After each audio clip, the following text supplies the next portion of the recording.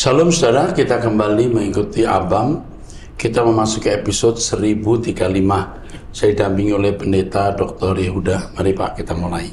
Baik Pak, yang pertama dari seorang wanita usia 32 tahun, menikah memiliki 2 orang anak, tinggal di Sulawesi Tengah Poso, jemaat Protestan. Ya. Saya seorang pegawai pemerintah yang baru diangkat beberapa tahun lalu. Suami saya juga bekerja.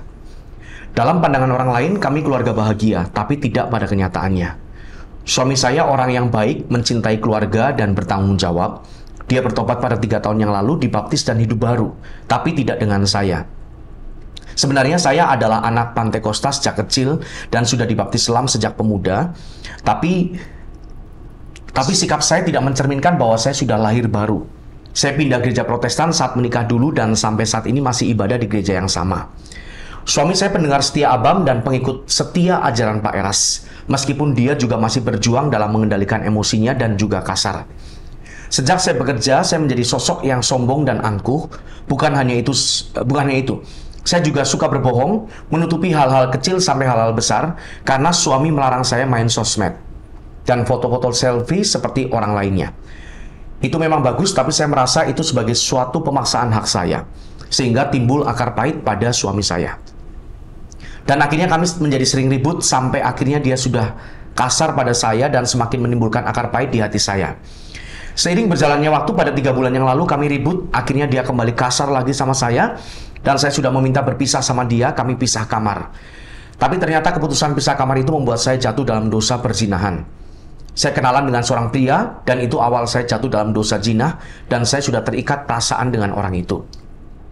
Saat itu saya benar-benar sudah dirasuki kuasa jahat, tidak bisa mendengar firman ataupun nasihat, dan itu berlangsung hampir 1 bulan. Bahkan saya sudah berencana cerai dengan suami dan ingin pergi dengan laki-laki itu. Di bulan berikutnya saya ketahuan selingkuh oleh suami saya. Saat itu hubungan saya dengan suami hampir berakhir, akan tetapi suami saya menerima dan mau memaafkan saya. Justru saya yang menolak untuk sama-sama kembali dan saya tidak mau disentuh karena hati saya sudah rusak. Sampai pada suatu malam saya menonton ibadah Minggu 21 April 2024 di truth.id yang dipimpin oleh Pak Erastus, yang judulnya saat itu, Jangan Menoleh ke Belakang. Hati saya tersentuh dan saya tersadar betapa jauhnya saya dari Tuhan. Saat itu juga saya membuka hati dan meminta maaf pada suami saya. Setelah itu suami sudah berubah, dia tidak kasar lagi dan saat ini kami menjadi pendengar setia Abam. Doa pagi, mengikuti khotbah Pak Erastus dan berusaha menyembuhkan sakit yang kami sama-sama alami saat ini. Kami mulai mengikuti ibadah puasa juga.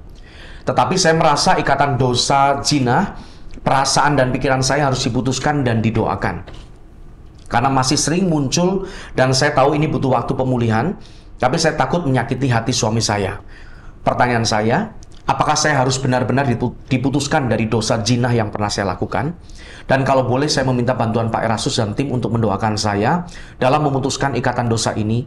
Saya merasa selama ini membelenggu sejak lama. Mohon bantuannya Pak, terima kasih, Tuhan Yesus memberkati. Ketika ditulis tadi pertama bahwa dia di sosmed suka selfie, Ya. langsung ada suara di pikiran saya, Arojina. Iya. Saya belum baca belakang. Ya, Pak. Saya belum membaca kalimat berikutnya.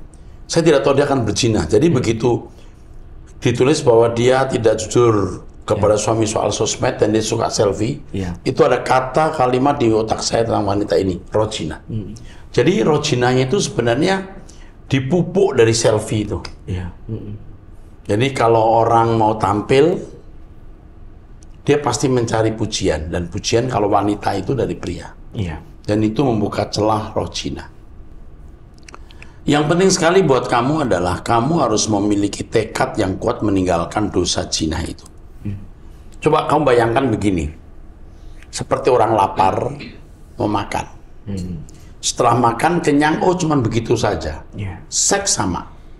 Rasanya kangen mau ketemu, ya. Mau puaskan hasrat libido. Begitu selesai, oh gitu saja. Tapi gitu sajanya itu akibatnya mengerikan. Itu mengerikan. Jadi itu satu pertimbangan. 2, kita tidak boleh menunda menjadi sempurna. Tadi ada kalimat, ya saya tahu ini bukan hal yang mudah, gitu ya. Apa proses. Saya untuk bisa menjadi suci, dulu saya begitu. Masih bisa salah kita.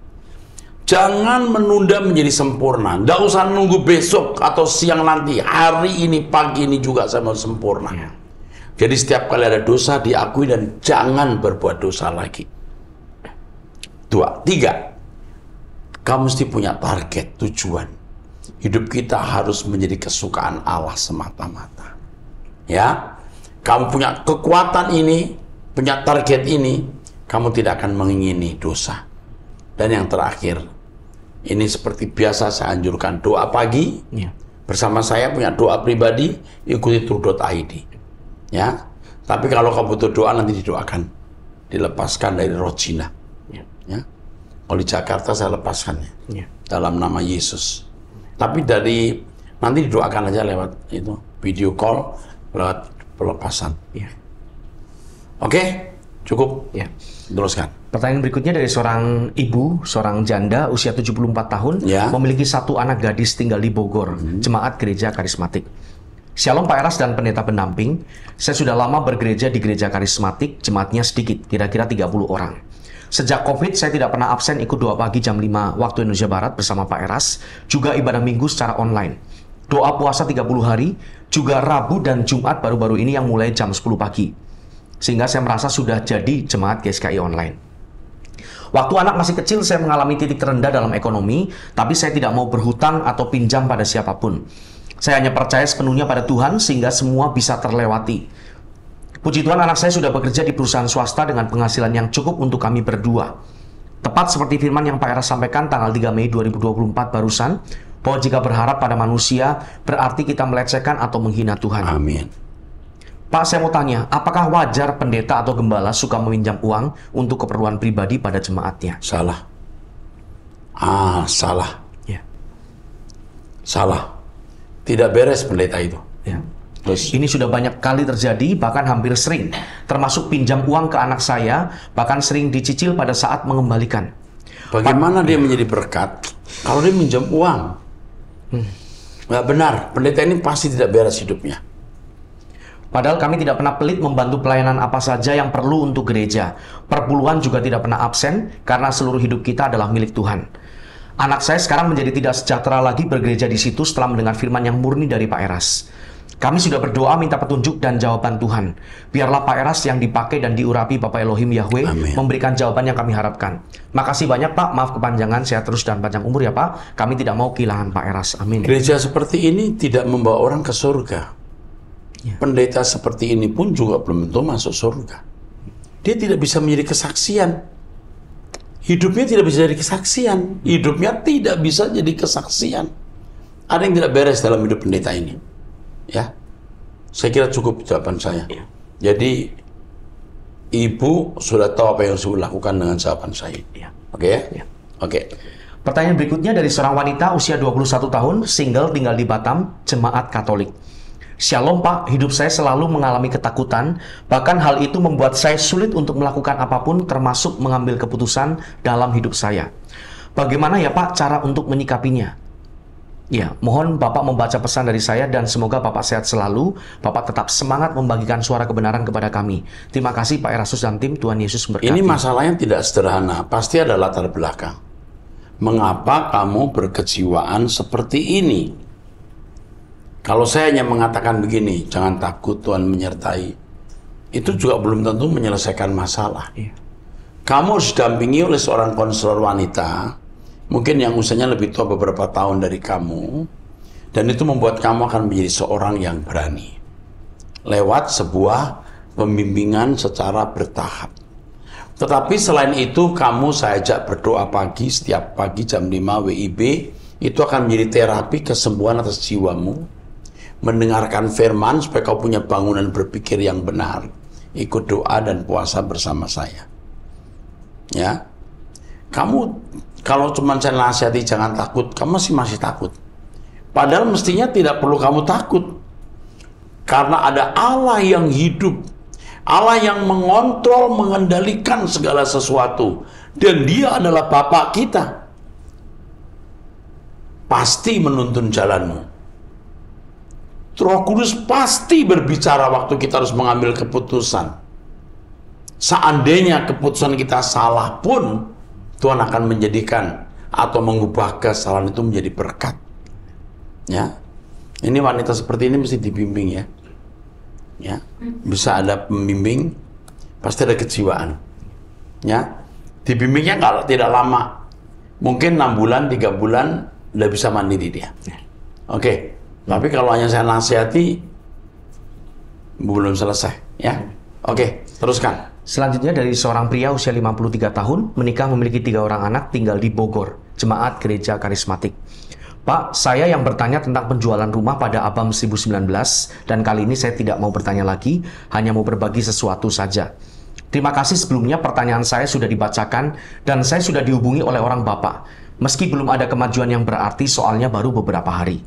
Saya kaget sebelumnya karena saya belum mendengar pertanyaan saya di Abam, namun sudah dihubungi oleh orangnya Pak Eras. Jadi saya pikir mungkin pertanyaan saya diklasifikasikan secara private. Tapi ternyata benar dibacakan bahkan tanpa diedit sedikit pun. Saya semakin merasa Abam luar biasa dan saya merasa diperlakukan sangat spesial. Pak, izinkan saya sedikit bercerita tentang latar belakang saya melayani. Waktu masih muda, abang saya meninggal dan mayatnya dibawa ke kampung kami. Saya kecewa karena gereja setempat tidak melayani pemakaman abang saya karena masalah uang. Hal itu membuat saya berjanji di hadapan Tuhan untuk melayani tanpa motivasi uang. Janji ini mengulang pada beberapa kejadian tentang pelayanan pendeta yang selalu motivasinya adalah uang. Nah, ini pelajaran untuk semua pendeta ya, jangan melayani karena uang. Biasanya kami, kalau untuk orang meninggal, sangat perhatian. Karena orang lagi susah. Ya, bagi jemaat yang tidak mampu, pasti kami usahakan peti, terus acara juga tidak boleh membedakan kaya atau miskin. Alat sound system kita juga kita semua kirim. Pembicara, saya biasanya nasihati jangan terima uang ketika keluarga itu meninggal. Ya. Kecuali kaya raya dan memang didesak. Saya juga senang kalau pendeta-pendeta sekitar saya dapat berkat. Saya juga senang. Tapi kalau jemaat yang middle law, nggak usah. Oke ya? Teruskan. Pada tahun 1996, saya mengalami mati suri dan bertemu dengan 4 malaikat berpakaian gelap. Pengalaman ini sangat mengerikan bagi saya. Namun semakin menguatkan keyakinan saya akan keberadaan Allah yang sangat kuat. Amin. Itulah mengapa saya sangat mencintai gereja di mana saya melayani saat ini, karena disinilah saya pertama kali diterima untuk melayani, meskipun saya hanya seorang yang sederhana. Saya memulai pelayanan sebagai tukang kunci gereja, pesuruh, dan tukang bersih-bersih. Hingga akhirnya diangkat menjadi gembala di gereja kecil yang pernah memiliki 300 jemaat. Namun saat ini jumlahnya terus menyusut menjadi hanya 25 kakak karena gedung gereja tidak diperpanjang. Perjalanan ini berkat kemurahan Tuhan. Saat melayani kami mengabaikan uang sebagai prioritas utama. Meski ada kejadian lucu seperti ketika seseorang marah karena amplop yang tidak kami terima, kami tetap fokus pada pelayanan. Seorang ibu menangis saat kami kembalikan amplopnya, namun kami bersyukur dapat melayani pemakaman suaminya. Beberapa orang salah memahami dan menganggap pelayanan kami murahan. Maaf, tidak bermaksud mengungkap, hanya ingin berbagi pengalaman pelayanan kami. Amin. Ya, apa-apa, orang kita murahan terserah. Terus. Kini pelayanan kami hanya diikuti oleh lansia dan kaum marginal. Saya bersyukur karena merasa Tuhan masih mengendalikan segalanya dalam perjalanan rohani ini. Saat bertemu Pak Eras, saya langsung mengikuti dengan antusias. Jika Bapak masih ingat, saya juga pernah makan semeja dengan Bapak Eras dan Pak Kyong di MAG, beserta seorang teman yang sudah saya anggap mentor rohani yang mempertemukan saya dengan Bapak Eras. Maaf, saya tidak menyebutkan namanya.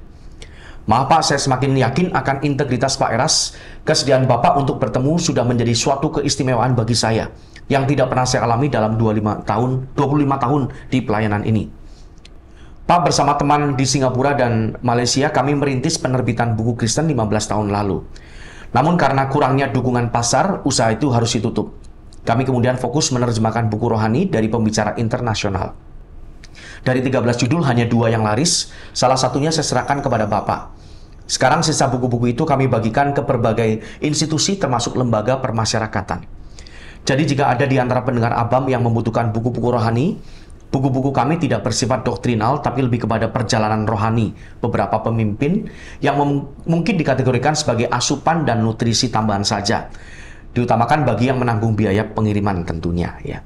Pak, terima kasih sudah diizinkan berbagi pengalaman rohani. Salam langit baru, bumi baru. Oke. Kita bisa jadikan Bapak ini rekan sekerja dalam pelayanan. Dia sudah menerjemahkan buku dalam bahasa Inggris ke bahasa Indonesia mungkin. Iya. Kalau bahasa Indonesia ke bahasa Inggris gimana? Coba dihubungi. Kalau beliau berpengalaman dalam bidang ini, literatur, yang dari bahasa Indonesia ke bahasa Inggris, mungkin memiliki penerjemah yang handal dalam menerjemahkan ke bahasa Inggris. Kita walaupun beda gereja Pak, tetap maju. Bapak seorang yang terpanggil, pengalaman Bapak membuat Bapak menjadi murni dan tulus dalam pelayanan. Kesaksian tulisan Bapak sedikit banyak memberikan kami berkat, memberi berkat pada kami. Oke. Pertanyaan selanjutnya dari seorang pria usia 32 tahun, lajang, tinggal di Sumatera Utara, jemaat online. Shalom Bapak Rohaniku yang kuhormati dan yang kukasihi. Saya ingin bertanya, bagaimana jika kebohongan selalu dipakai sebagai senjata oleh segelintir orang yang memakai kedok di komunitas rohani atau komunitas gereja? Bagaimana tips mengajarkan dan membimbing generasi muda yang saat ini dihadapkan dengan teologi praktis penafsiran hukum Taurat atau argumen sendiri, Pak? Kemudian kalau istri sudah menopause dan sudah tidak bisa melakukan hubungan suami istri, bagaimana cara suami memuaskan hasrat seksnya, Pak? Tuhan Yesus memberkati. Oke. Yang pertama, bagaimana jika kebohongan selalu dipakai sebagai senjata oleh segelintir? Ya, orang itu akan bertanggung jawab pada Tuhan. Jangan ikut dalam persekutuan orang-orang seperti ini. Cepat atau lambat Tuhan akan telanjangi dia. Tidak usah menunggu di kekekalan di pengadilan Tuhan. Di bumi ini juga pasti akan ditelanjangi dia. Bagaimana tips mengajarkan generasi muda? Ini tidak mudah. Tapi yang penting di sini, jika kita melayani pemuda, kita harus membentuk komunitas. Menjadi sahabat, menjadi teman.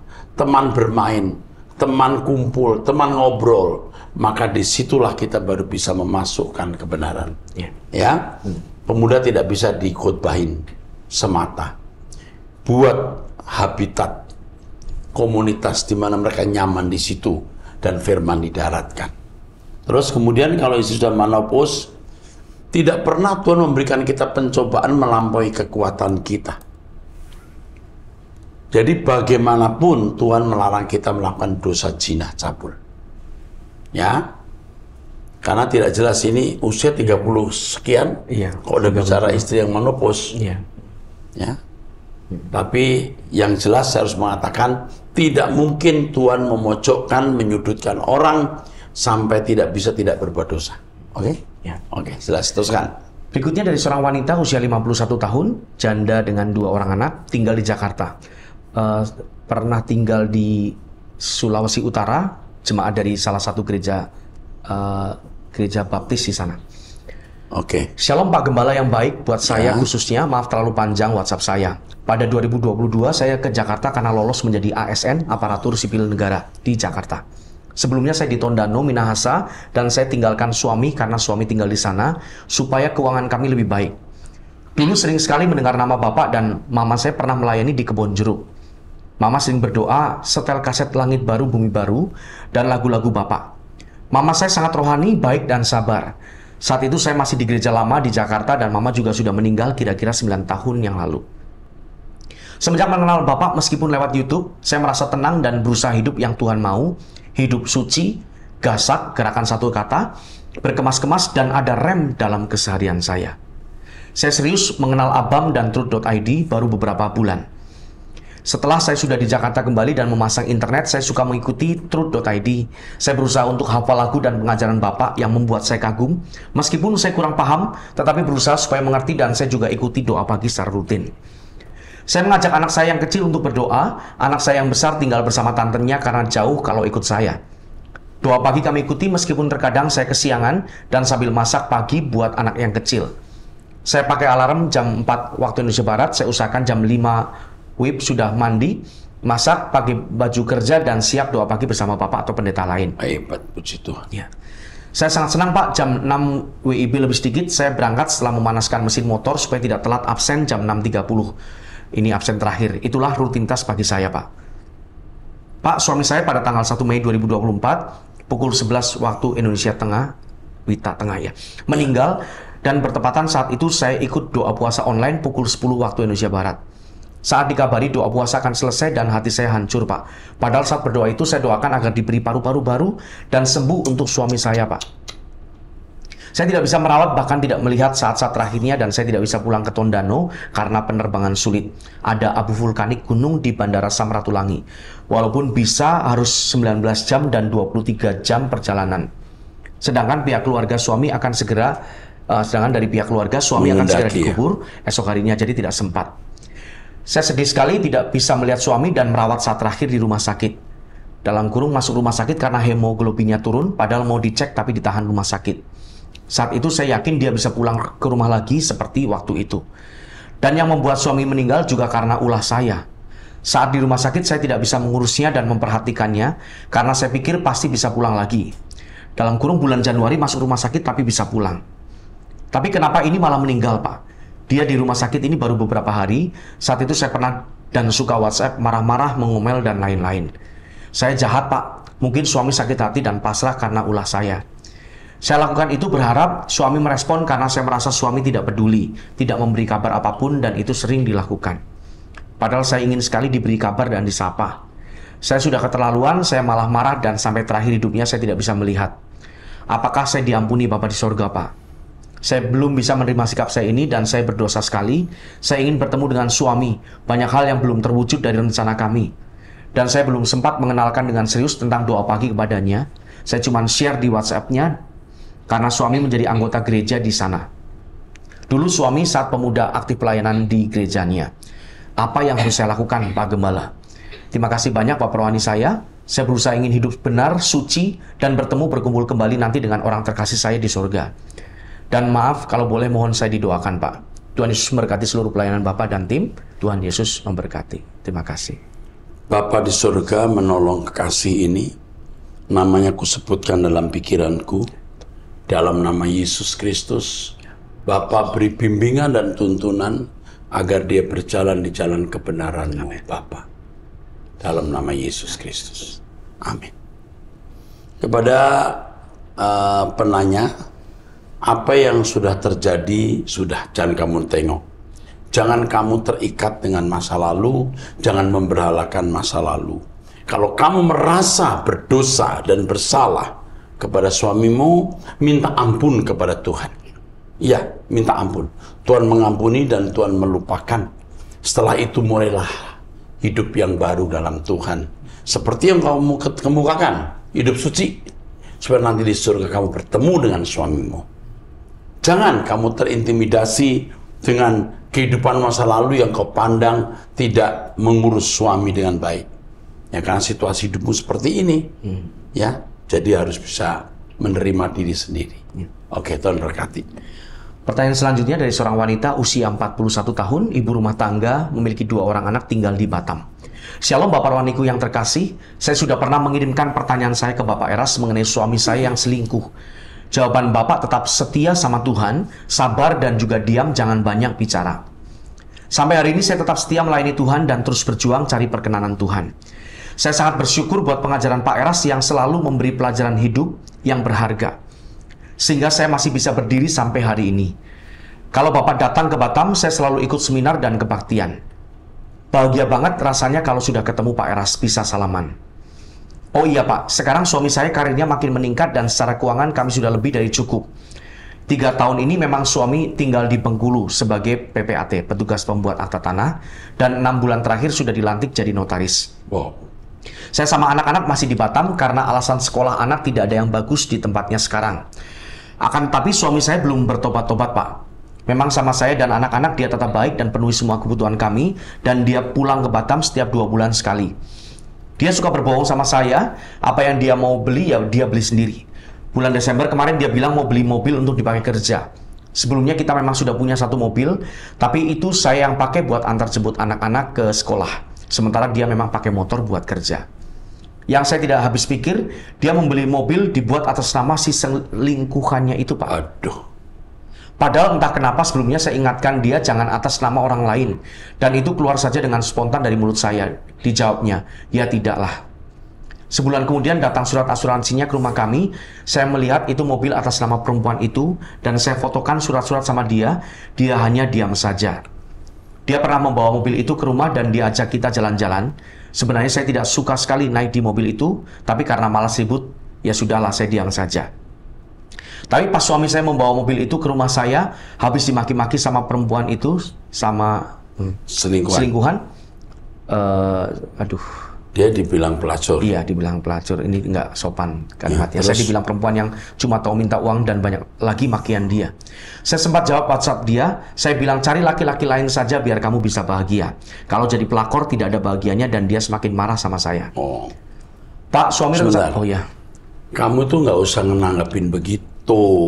Percuma dan kamu tidak bermartabat. Terhadap suami kamu diam saja, terhadap pelakor itu.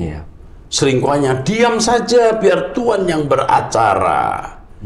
Oke, teruskan. Pak, suami rencana mau beli rumah di Jakarta. Saya dan anak-anak disuruh tinggal di Jakarta. Katanya biar lebih dekat ke kotanya yang sekarang. Nanti akan saya ajukan pindah di Jakarta juga katanya, dan bisa ibadah di Mall Arta Gading. Tapi yang saya tidak suka, pelakor itu tinggal di Jakarta. Bisa-bisa dia mendatangi rumah kami karena saya lihat orangnya galak dan nekat. Rumah kami di Batam saja dia cari-cari dan dia fotoin dikirim ke suami saya. Sebenarnya saya lelah, tapi saya melihat kembali penyertaan Tuhan di setiap gelombang hidup. Tuhan tidak pernah meninggalkan saya. Setiap kali saya cemas, saya tanya Tuhan, Tuhan masih sayang tidak sama keluargaku? Dan seperti ada suara di hati saya berkata, kamu sayang tidak dengan anak-anakmu? Lalu saya berkata, iya Tuhan, saya sangat sayang sama mereka. Demikian sayangku kepadamu. Setiap kali doa pribadi saya bilang ke Tuhan, yang penting ada namaku di hatimu Bapa. Amin. Saya mau bahagia dalam hadirat Tuhan. Amin. Namun saya kadang jatuh sesekali karena ada kecemasan di dalam hati ini. Satu hal doa saya, Pak, jangan karena berkat materi yang diterima suami, saya menyeret dia kepada kebinasaan kekal. Maaf Pak, tulisan saya panjang karena tidak ada tempat saya untuk mengadu selain Pak Eras dan Bapak di sorga. Gembala saya di sini pun tidak pernah saya ceritakan. Terima kasih Bapak dan tim, sehat selalu dan panjang umur Pak, God bless you. Jadi yang penting ya, kamu jangan hubungi pelakornya itu. Iya. Jangan hubungi selingkuhannya itu. Kamu jalani hidup kamu dengan baik, urus anak-anakmu, dan tetap setia kepada suami. Kalau suami menyuruh kamu ke Jakarta supaya dekat dengan tempat kerjaan dia, pindahlah ke Jakarta. Jangan karena wanita itu nanti akan mengintimidasi. Ini negara hukum. Orang tidak bisa sewenang-wenang. Aparat keamanan saja tidak bisa sewenang-wenang tanpa prosedur, apalagi orang umum. Mau bisa apa dia? Jangan takut. Tuhan akan menyertai kamu, dan kami juga sebagai keluargamu ikut nanti mendukung, menjagai kamu. Oke? Cukup. Teruskan. Berikutnya dari seorang wanita usia 67 tahun, single, tinggal di Sumatera Selatan. Shalom Pak Pendeta Erastus Sabdono. Saya ingin melanjutkan yang kemarin tentang keponakan saya. Keponakan saya yang berinisial Y, usia 31 tahun, dulunya dia sering melihat makhluk gaib. Seorang perempuan di rumah saya dan ini makhluk gaibnya berubah seorang perempuan di rumah saya, dan di rumah ini masih ada penyembahan berhala oleh adik ipar yang agamanya masih non-Kristen.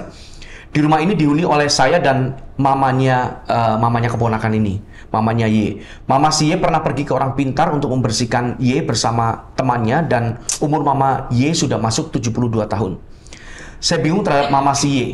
Y ini anak angkatnya dari cece saya, dan sekarang Y tidak mau mendengarkan perkataan dari mamanya dan saya. Tolong Pak dibantu dalam doa biar dia kembali ke jalan Tuhan lagi, dan tolong bantu juga mama Y yang salah jalan ke orang pintar itu. Waduh. Sebelumnya Pak, banyak terima kasih atas doanya. Ya. Tapi gini, kamu memang ditaruh Tuhan di tengah-tengah keluarga yang ruwet, supaya kamu menjadi saksi, meluruskan mereka. Amin. Dari cara hidupmu yang benar, mereka akan melihat kemuliaan Allah itu.